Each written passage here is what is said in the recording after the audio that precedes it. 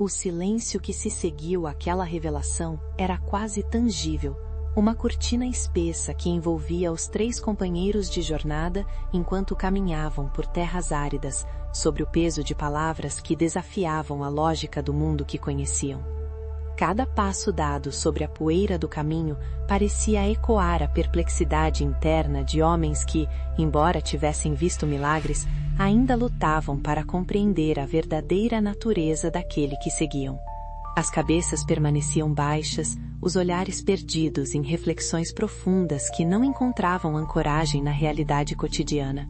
Havia uma tensão no ar, uma sensação de que as fronteiras entre o céu e a terra estavam se tornando perigosamente tênues, e o relato que acabara de ser compartilhado pelo mais jovem entre eles sobre um encontro celestial apenas intensificava essa inquietação.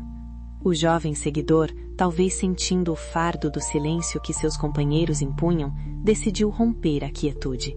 Ele compartilhou uma lembrança dolorosa, um momento em que viu o grande guia em prantos, ao antecipar o próprio fim.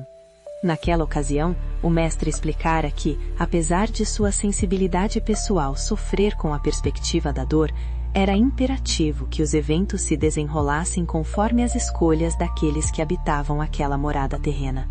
Havia uma necessidade mística e pedagógica de que a responsabilidade humana fosse preservada, para que, em um tempo futuro, quando a luz retornasse em plenitude, essa mesma responsabilidade fosse convocada para auxiliar na grande obra. As palavras eram enigmáticas e pareciam flutuar acima da compreensão imediata, como se pertencessem a um idioma de estrelas que os ouvidos humanos ainda não estavam treinados para traduzir. A atmosfera era de uma melancolia mística.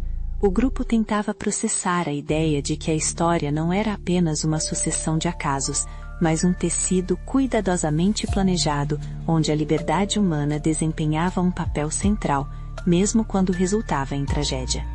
O jovem, ao repetir as palavras que ouvira, parecia questionar a si mesmo, buscando no eco de sua própria voz o entendimento apava. Como compreender que a dor era um requisito para a preservação de uma justiça maior? Como aceitar que o sofrimento era um estágio necessário para um auxílio futuro? Essas perguntas não tinham respostas prontas, e a vastidão do cenário ao redor, as montanhas ao longe, o sol que começava a declinar, apenas reforçava a pequenez humana diante de tais mistérios cósmicos. Nesse cenário de introspecção e sombras alongadas, a curiosidade humana, muitas vezes focada no detalhe em vez da essência, manifestou-se na voz de um dos seguidores, conhecido por sua impetuosidade e praticidade. Ele não perguntou sobre a teologia da dor ou sobre a responsabilidade das eras, mas sobre a forma. Ele queria saber como era o ser que fora descrito como um mensageiro celeste. Aquela pergunta, aparentemente superficial diante da gravidade do que se discutia, revelava o desejo humano de tornar o divino palpável, de dar um rosto e uma forma ao que era puramente espiritual. O olhar trocado entre os outros 2 companheiros era de surpresa, pois parecia irrelevante descrever a aparência de um anjo quando o destino da humanidade estava em jogo, mas a curiosidade persistia, vibrante e sincera. O jovem seguidor, relutante em reduzir uma experiência transcendente a palavras comuns, tentou descrever o indescritível. Ele falou de uma figura que desafiava as categorias de idade e tempo. Um ser alto, com os cabelos que lembravam a brancura de um ancião sábio, mas com uma face que irradiava a vitalidade de um homem jovem, talvez até mais jovem que os homens que ali caminhavam. A descrição evocava uma harmonia impossível, uma síntese entre a sabedoria eterna e a força da juventude. Era um paradoxo vivo, uma criatura que parecia habitar várias dimensões ao mesmo tempo, vestida com trajes que não seguiam as modas daquela região ou de qualquer outra parte do continente americano ou europeu da época. As vestes tinham a cor do céu e a pureza das nuvens, e seus olhos eram como janelas para a luz do sol, brilhando com uma intensidade que transcendia a visão comum. Ao concluir sua descrição, o jovem silenciou, como se tivesse exaurido sua capacidade de traduzir o espiritual para o material. Ele comparara o anjo ao próprio céu, uma metáfora que sugeria imensidão e claridade, mas que ainda deixava muito para a imaginação. O silêncio retornou, mas agora estava carregado com a imagem dessa figura luminosa, um lembrete de que o guia que ele seguia não estava sozinho, mas cercado por uma assessoria cósmica invisível aos olhares mundanos. Essa constatação trazia um misto de conforto e temor, pois se seres tão magníficos eram apenas mensageiros, qual seria a real magnitude daquele que caminhava entre eles como um homem comum?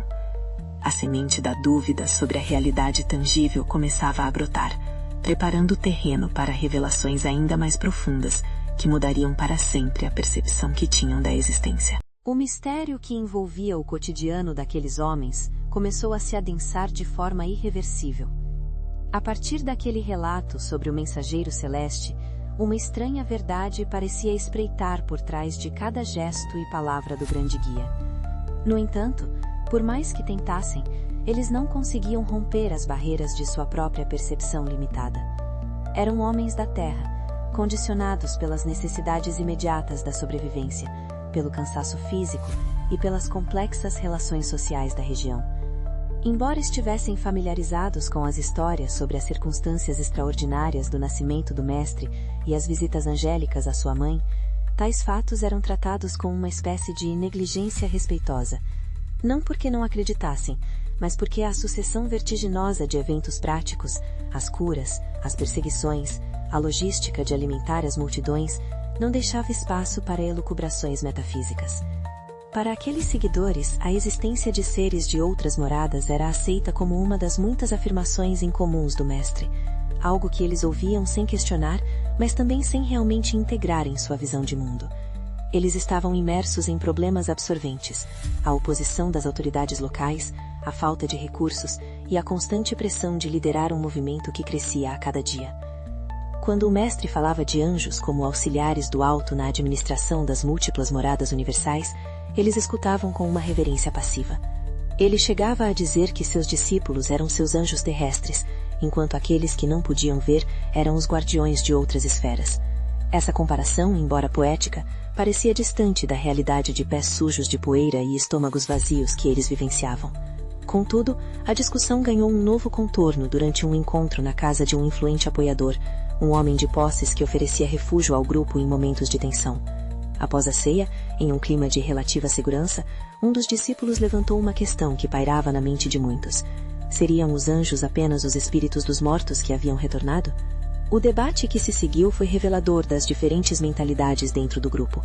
O mestre, com sua paciência característica, permitiu que todos expressassem suas opiniões, observando as chamas das lamparinas refletirem nos rostos ansiosos por respostas definitivas. A tensão entre o conhecimento espiritual e as crenças tradicionais da época tornava-se evidente nas intervenções apaixonadas de cada participante. Um dos seguidores, conhecido por sua visão mais pragmática e racionalista, defendeu a ideia de que anjos e homens eram naturezas distintas desde a origem. Segundo sua análise, os anjos não nasciam na Terra, o que os diferenciavam fundamentalmente dos espíritos humanos que passavam pelo ciclo de nascimento e morte neste mundo.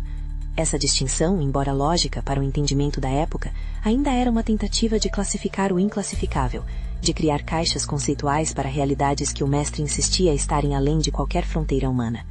A arrogância das asserções definitivas, tão comum na história do pensamento humano, manifestava-se ali, na pequena sala de jantar, como um obstáculo para a verdadeira compreensão. A discussão escalou quando foi questionado se os antigos profetas que as escrituras diziam ter sido levados aos céus em carruagens de fogo ou arrebatados por forças divinas eram de fato homens comuns ou se já pertenciam à categoria dos anjos. A pergunta era direta e carregada de expectativa.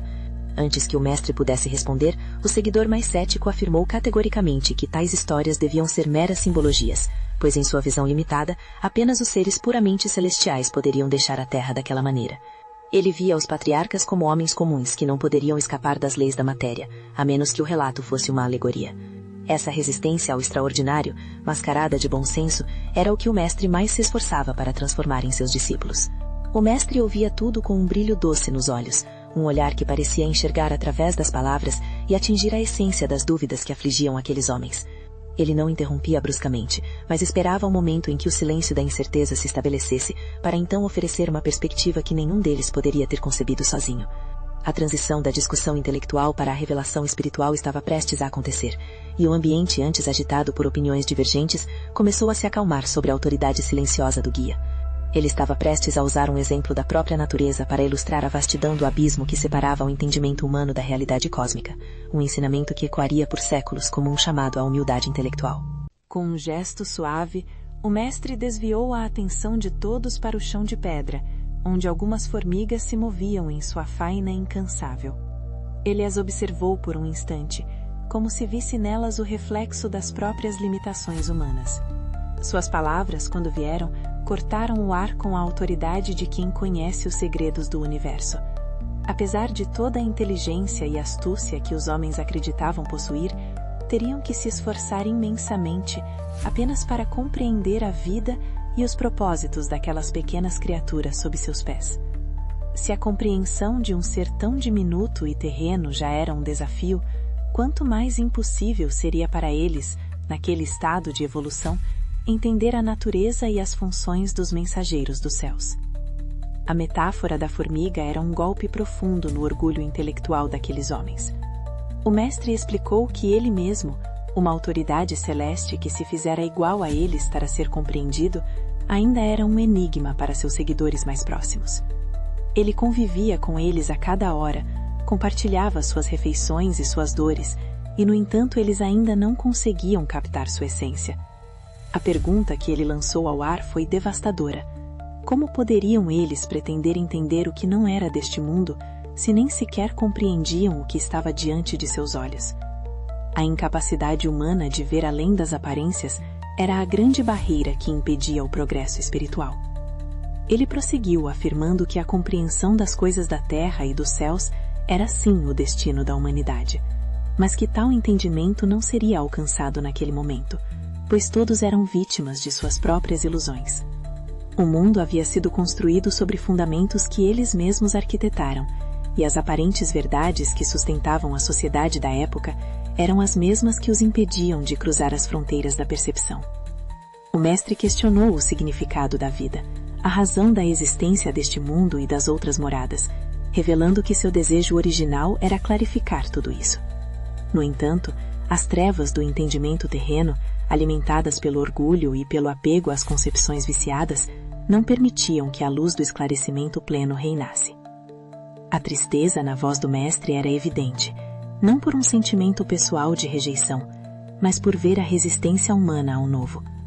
Ele se descreveu como um estrangeiro, alguém que não pertencia àquela realidade e que em breve deveria retornar para sua verdadeira morada. Ele estava ali por uma decisão tomada em conjunto com a autoridade suprema, movido por um amor profundo, mas sabia, desde antes de sua chegada, que o que ele era e quem colaborava com ele estaria muito acima do que os valores do mundo poderiam conceber. A incapacidade de seus discípulos em compreendê-lo não o entristecia tanto quanto o fato de não poder fazer mais nada, além do que já fazia, para abrir os corações e as mentes deles. O orgulho das opiniões pessoais era apontado como um maior obstáculo. O mestre observou que o novo raramente encontrava guarida em corações satisfeitos com seus próprios hábitos e concepções. Como poderiam desejar compreender os anjos, seres que operam em oitavas vibratórias de puro serviço e sabedoria, se a mente humana se recusava a abandonar o hábito de julgar tudo conforme os padrões materiais? Ele deixou claro que sua missão era lançar sementes para um futuro distante, tempos em que o sofrimento daria lugar à compreensão. Por enquanto, parecia indispensável que ele mesmo sofresse as dores ditadas pelos valores daquele mundo, para que sua passagem deixasse um rastro de possibilidades que um dia permitiria aos homens viver como os seres celestiais.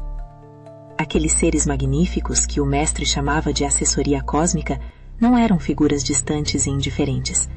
Eles trabalhavam constantemente nos bastidores, cuidando dos interesses universais e apoiando o mestre em seu esforço de servir à humanidade. Eles se moviam nas sombras do entendimento humano, não por desejo de segredo, mas porque a visão humana não estava habilitada a suportar sua luz. O ensinamento culminou na revelação de que a dor e o desespero eram, infelizmente, os únicos fatores de evolução para aqueles que ainda não haviam desenvolvido a virtude e a sabedoria. O mestre concluiu que os desígnios superiores seriam cumpridos conforme as leis daquele mundo, e que ele aceitava seu destino não por conveniência, mas por dever. O silêncio que se seguiu não era mais de dúvida, mas de uma profunda e dolorosa introspecção. O ambiente, que havia sido tomado por uma gravidade quase insuportável, foi subitamente transformado por um gesto de ternura do guia. Percebendo o peso do coração de seus seguidores, ele começou a brincar e a sorrir, desanuviando a atmosfera com uma alegria que eles não viam há muito tempo. Foi um momento de humanidade pura, um vislumbre da leveza que poderia existir se a compreensão divina fosse plenamente integrada à vida terrena. Aquela seria a última vez que o veriam sorrir daquela maneira, uma memória que ficaria guardada como um tesouro precioso diante das sombras que se aproximavam rapidamente. Pouco depois, em um momento de aparente espontaneidade, o mestre convidou 3 de seus seguidores mais próximos para uma caminhada privada. Ao se afastarem das multidões e da vigilância constante, o mestre falou com a suavidade que sempre o caracterizou.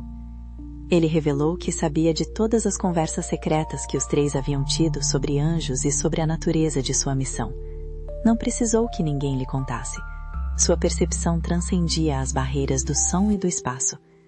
Ele os advertiu a não se perderem em angústias inúteis e a não permitirem que o conhecimento do que estava por vir os tornasse violentos.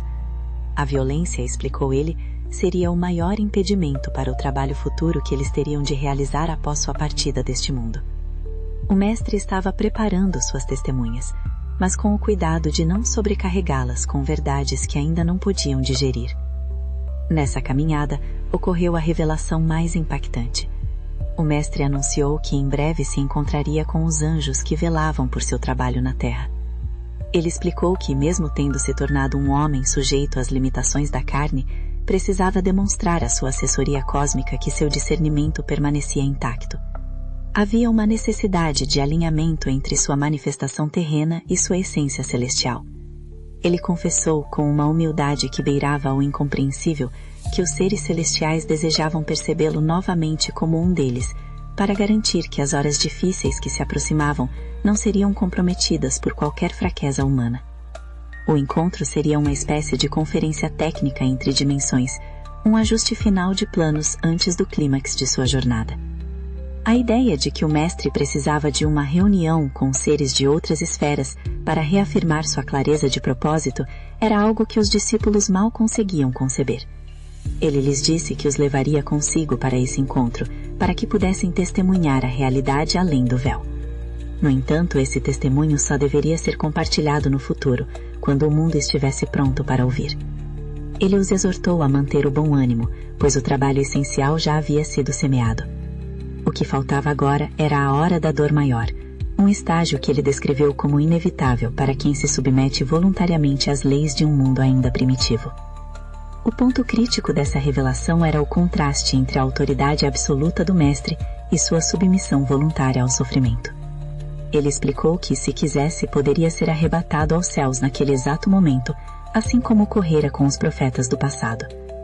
Um simples ato de sua vontade evocaria a intervenção da assessoria cósmica e ele seria retirado deste mundo, poupando-se das torturas e da incompreensão que o aguardavam. No entanto, ele escolheu ficar. Ele escolheu o caminho da dor porque a humanidade ainda não sabia evoluir pelo mérito das obras ou pela capacidade de perceber a verdade. O sofrimento era a ferramenta pedagógica necessária para uma raça que ainda confundia orgulho com sabedoria. Essa decisão mudou a trajetória da história no continente onde se encontravam e em todo o mundo conhecido.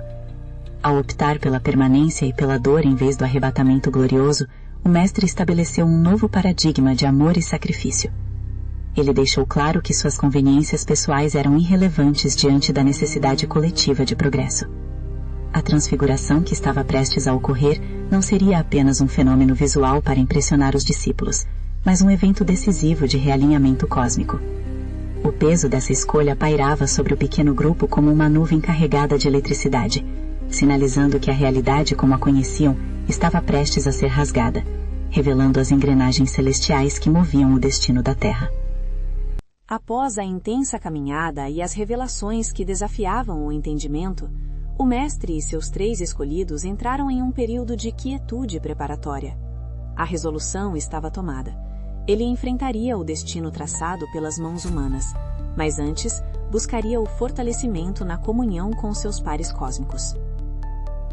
O impacto dessas palavras nos discípulos foi uma mistura de pavor e uma estranha forma de exaltação. Eles começaram a perceber que o Mestre não era apenas um sábio ou um realizador de milagres, mas um elo vital entre diferentes níveis da existência. A ideia de que ele era um estrangeiro, um cidadão de outras moradas que se submetia às regras locais por puro amor, começou a se infiltrar em suas mentes, transformando o respeito que sentiam em algo muito mais profundo e complexo. O aftermath imediato daquelas revelações foi um estado de vigília emocional. Os discípulos observavam cada movimento do Mestre com uma atenção renovada, tentando captar sinais daquela assessoria invisível que ele mencionara. As palavras sobre os profetas que foram elevados aos céus ecoavam como um lembrete de que a realidade física era apenas uma membrana fina. O fato de o Mestre ter decidido não ser resgatado pela frota celestial para usar uma linguagem que sugerisse a magnitude da proteção que ele possuía era o testemunho definitivo de seu compromisso com a experiência humana. Ele estava ali para viver as consequências das escolhas humanas até o fim, transformando o sofrimento em uma escada para a evolução futura. Nesse período, o Mestre reforçou que a dor não era um fim em si mesma, mas uma consequência da falta de virtude e sabedoria. Ele lamentava que a humanidade ainda precisasse do choque do desespero para acordar de suas ilusões. A lição central que emergia daquela preparação era a da responsabilidade. Cada ação humana tinha repercussões que exigiam reparação ou compreensão posterior. O Mestre estava ali para ajudar a pagar uma dívida de consciência coletiva, abrindo um caminho para que, nos séculos vindouros, os homens pudessem finalmente evoluir através do amor e do conhecimento, sem a necessidade constante do chicote da dor. A transformação interna dos discípulos era visível. Eles deixaram de discutir quem seria o maior no reino que imaginavam ser terreno e começaram a contemplar a imensidão do reino que o Mestre realmente representava. A conversa sobre anjos e espíritos, antes uma curiosidade teológica, tornou-se uma questão de sobrevivência espiritual. Se eles iriam testemunhar o encontro com os seres de outras moradas, precisariam de uma força interior que nunca haviam solicitado antes. O Mestre, em sua sabedoria, não os poupava da gravidade do momento, mas lhes dava a certeza de que aquele testemunho seria a base sobre a qual o trabalho deles seria futuramente edificado. O silêncio que se instalou nos dias que antecederam a subida à montanha era carregado de significado. Não era um silêncio de vazio, mas de plenitude, como o momento antes de uma grande tempestade ou de um nascimento. Os discípulos sentiam que estavam sendo preparados para algo que mudaria a história, não apenas de sua região, mas de todo o planeta. A compreensão de que o Mestre estava em constante diálogo com forças superiores trazia uma nova dimensão à sua autoridade. Ele não falava apenas por si mesmo, mas em nome de uma ordem cósmica que a humanidade mal podia imaginar. A transição para o ato final daquela etapa da missão estava completa. O Mestre havia semeado as ideias, clarificado as posições e reafirmado seu compromisso. Ele estava pronto para a transfiguração, o momento em que sua forma humana seria temporariamente eclipsada por sua glória original diante das testemunhas escolhidas. A resolução era clara. O futuro da Terra dependia da capacidade de alguns poucos compreenderem que a vida não termina nas fronteiras do mundo material. A lição de humildade, sacrifício e visão cósmica estava agora gravada nos corações daqueles homens, pronta para ser testada nas horas de trevas que certamente viriam antes da luz definitiva. Ao contemplarmos a jornada daqueles homens e a profundidade das revelações do Mestre, somos levados a uma reflexão que transcende o tempo e o espaço. A narrativa nos mostra que a existência humana está mergulhada em um oceano de realidades que a percepção comum mal consegue tatear. A figura do Mestre como um estrangeiro cósmico, um embaixador de esferas superiores que escolhe a limitação da carne por amor, redefine completamente o conceito de divindade e de propósito. Não se trata de uma autoridade que impõe, mas de uma autoridade que serve, que se permite sofrer as dores de um mundo que ainda não o compreende para justamente através dessa vivência abrir as portas de uma nova percepção. A essência da mensagem deixada naqueles encontros privados e nas discussões sobre a assessoria cósmica é um chamado à humildade intelectual. O exemplo das formigas permanece como um lembrete constante de que nosso conhecimento é relativo e que as verdades que defendemos com tanta arrogância podem ser apenas sombras na caverna de nossa ignorância. A verdadeira sabedoria não está em ter todas as respostas sobre a natureza dos anjos ou dos espíritos, mas em ter a predisposição para o novo, o coração aberto para acolher realidades que desafiam nossos hábitos mentais. A evolução, como ensinado pelo Mestre, é um processo de superação constante das próprias ilusões. A decisão de enfrentar a dor em vez de buscar o arrebatamento glorioso é o ponto de virada filosófico de toda a história humana. Ela nos ensina que o mérito da obra e a capacidade de perceber a verdade são as únicas vias legítimas para a libertação espiritual.